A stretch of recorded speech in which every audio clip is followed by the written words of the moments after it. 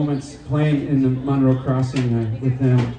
There's a bit where we do in the show where I take off my hat. You know, it's kind of like, you know, oh, this guy's bald kind of bit.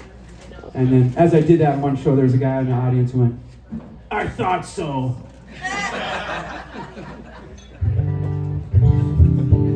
There's no hiding it though, and I got to switch to the harmonic on that. I'm a big history buff, man. I love reading history, studying history, being in historical places, just standing there and just being there. I don't know, there's something about it. And if you haven't been to the Gettysburg Battlefield out in Pennsylvania, I highly recommend it. They preserved it beautifully, and it's a pretty haunting place. I spent a whole day there, and then even went back a little bit the next day to hang out there. And I was standing by a monument written in honor of the 1st Minnesota Volunteers, and I learned more about their contribution to that battle. And so I just wrote a straight-up kind of folk history piece. This is called "The Ballad of the 1st Minnesota Volunteers."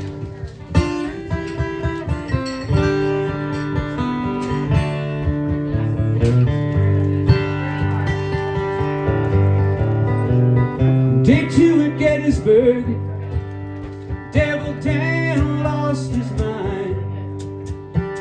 He marched his New York brigade, a mile in front of the Union line.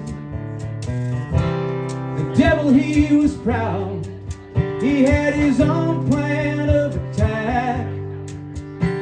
But after a little while, the devil's men came running back.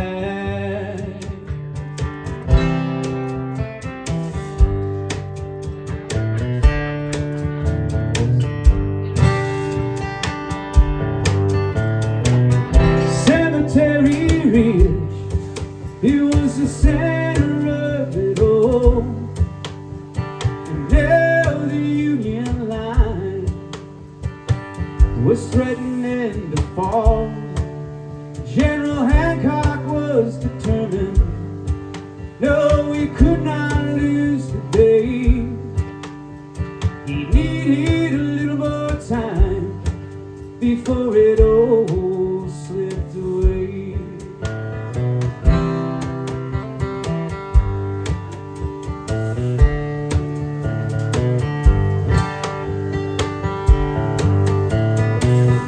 Alabama, she was knocking on the Yankees' door. General Wilcox and his grays washed up like waves upon the shore. That's when the boys from Minnesota heard their number called. They formed a battle line and they ran into that wall. Every man knew what the order meant: death and destruction to the entire regiment. They ran into that horror to save a little time to say your prayers and try to hold the Union line.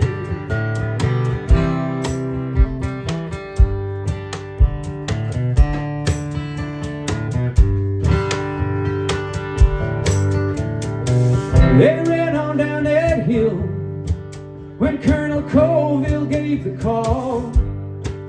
And in a few minutes' time, most of them would fall. Their colors fell 5 times. 5 times they rose again. 47 men remain to see reinforcements come marching in. Every man knew what the order meant: death and destruction to the entire regiment. They ran into that horror to save a little time. your prayers to try to hold the Union line. They all said their prayers and they held the Union line.